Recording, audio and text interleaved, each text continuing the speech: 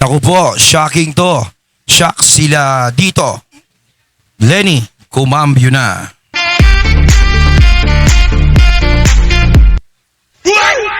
Ayan, syempre, itong balitang ating matutunghayan ngayon ay nagmula kay Pinas News Portal.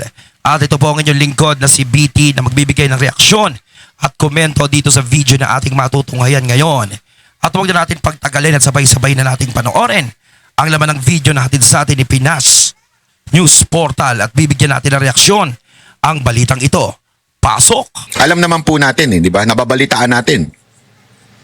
Umatras na si BP Lenny dating BP Lenny Robredo o ngayon ay Mayor Lenny Robredo. Ba? Ayan, syempre, bago natin simulan ng video ito, nais ko nga pala magbigay ng credits dito sa boses at video na matutunghayan natin ngayon at bibigyan ng reaksyon. Walang iba kundi si Banat Bay. Syempre, huwag niyong kalimutang suportahan ang channel ni Banat Bay, mga katunay. Pakibisita po yan at huwag niyong kalimutang mag-subscribe at mag-follow para maging updated po kayo sa mga vlogs, reactions sa mga balita na hinahatid sa atin ni Banat Bay. At syempre, huwag niyong kalimutang suportahan din ang mga banateros, mga idol natin yan. At isa dyan, si Sir Banat Bay. Ipagpatuloy natin. Yun lang yung kahit papaano umaabot sa kalahati ni BP Sara Duterte.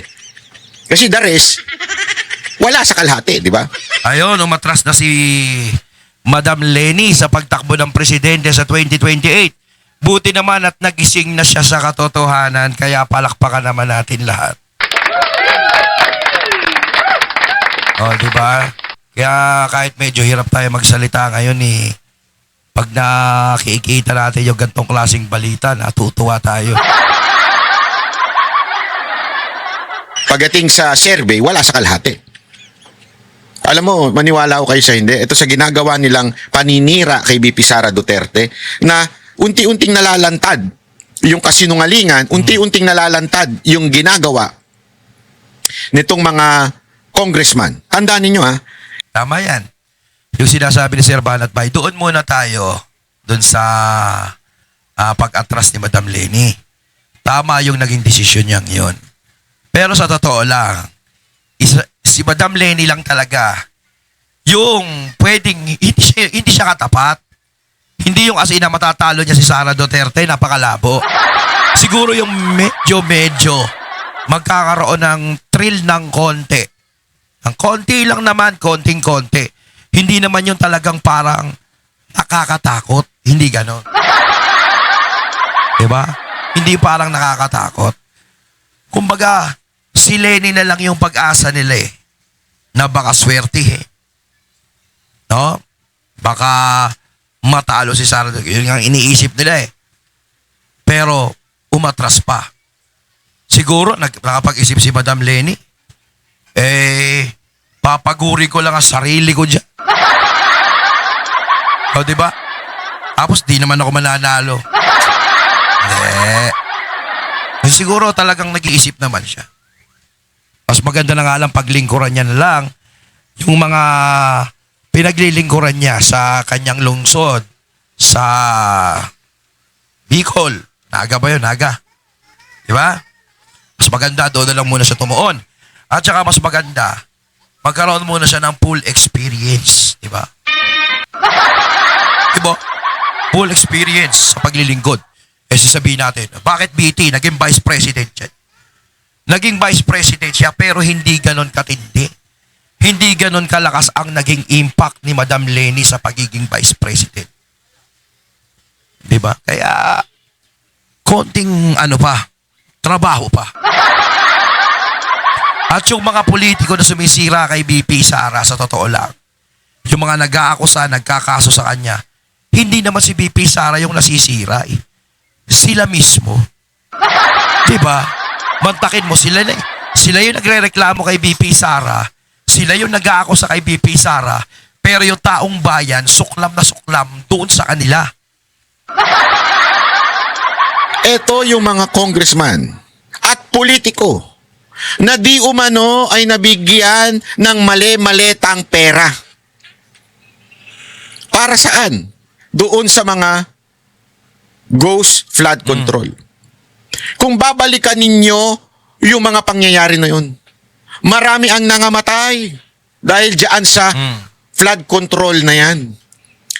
na para sana iligtas ang buhay ng bawat isang Pilipino. Oo. Pero dahil nga po sa tindi ng pagnanakaw sa kaba ng bayan at ibinigay sa mga ngayon ay linis-linisang nag-aakusa kay BP Sara Duterte, hindi lamang ng mga congressman, pati ng ilang dating mga politiko, eto huy mga nabigyan. Alam nyo, yan talaga, tama si Sir Banat Bay. Yung mga tao, no? Yung mga politiko na lumustay sa pera ng flood control na yan, talagang napakalaking kasalanan. Dahil kung tutuusin, sila yung may pananagutan doon sa mga taong na biktima noong bahaan. May mga namatay na tao nun. Parang sila ang pumatay sa kanila. Di ba? Ang daming taong nahirapan, no? Ako nga may kakilala ako Di ba? Pinahirapan din nila na mga pwesting mga buhayan na yan dahil sa flood control project na yan. Di ba? Kung hindi nila kinamkam yung salapi na yan, hindi magbabaha. Walang baha. Yung kakilala ko, ay Diyos ko, napatay sa hagdan dahil walang CR, lumog. Di ba? Dahil sa mga kawalangyaan nung mga politiko na yan. Dahil sa kasakiman ng mga buhaya. Di ba? Mga buhaya na yan, mga hayop kayo. Nagbaha ng nagbaha. Dapat sa inyo sinisilya elektrika. Totoo lang, di ba? Grabe ginawa nyo sa mga Pilipino. Halos 1 linggo mahigit lubog ang mga CR ng taong bayan. Samantalang kayo, humihiga sa pera. Kami humihiga saan? Humihiga na nag-iisip kung saan maghuhugas ng puwet. Mga walang ya.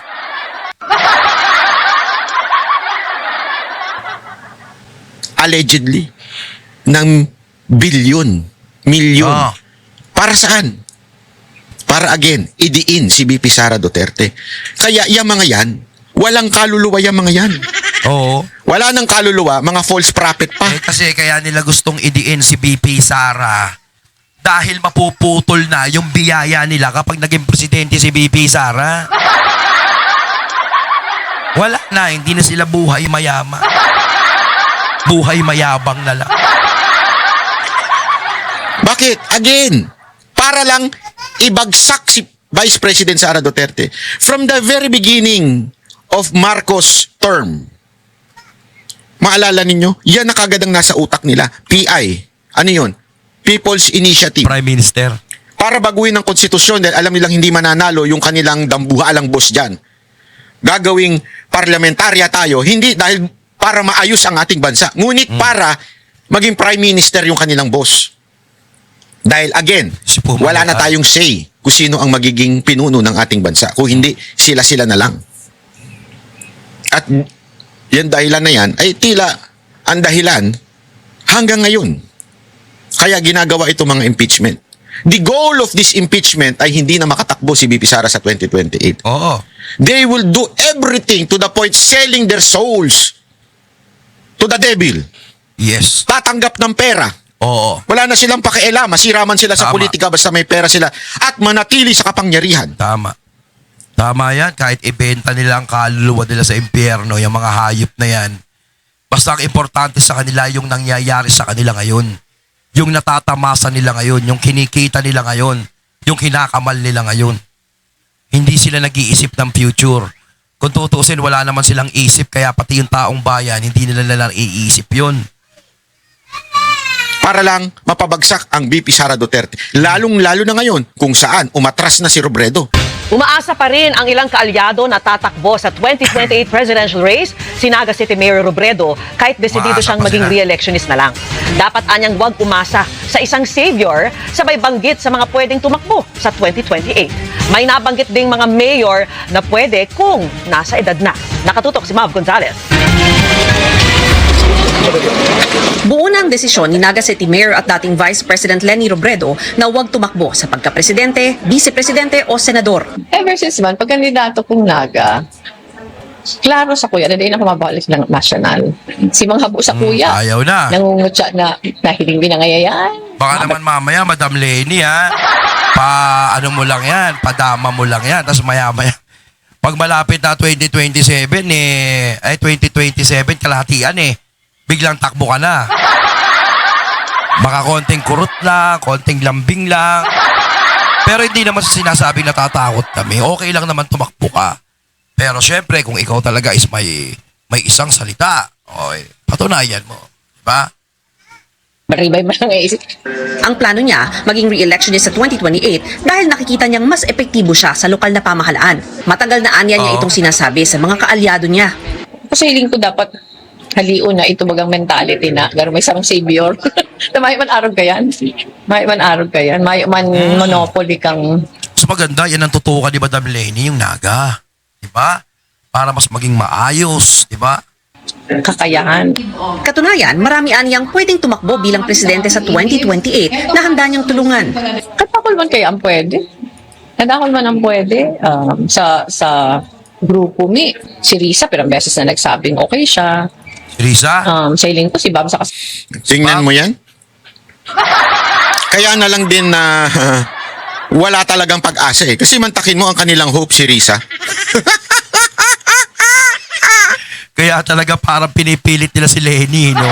Wala na tayong panglaban. Ikaw na lang talaga. Sus Mariosep, si Risa, magtanim ka na lang kabote. Baka kahit kapitbahay nila, hindi siya iboto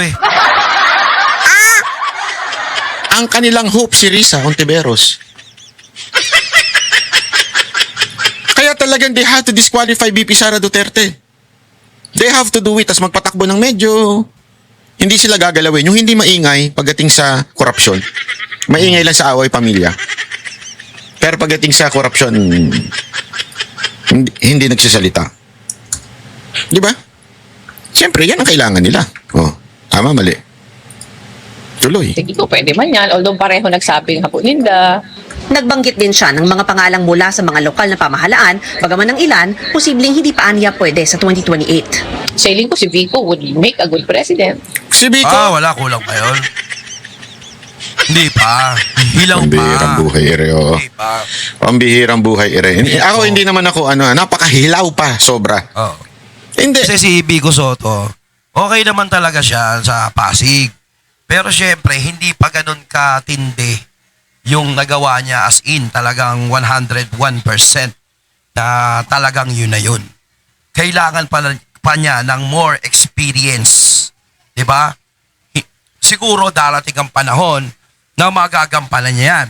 Pwede na siyang tumungtong dyan sa pagtakbo bilang presidente. Pero sa ngayon, napakaaga pa. Diba?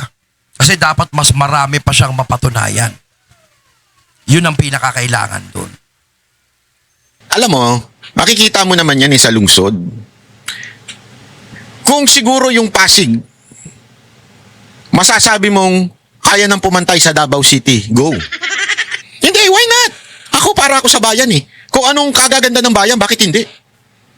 Di ba? I think Vico Soto is a good mayor. No question about it. Pero para sa akin, kulang pa.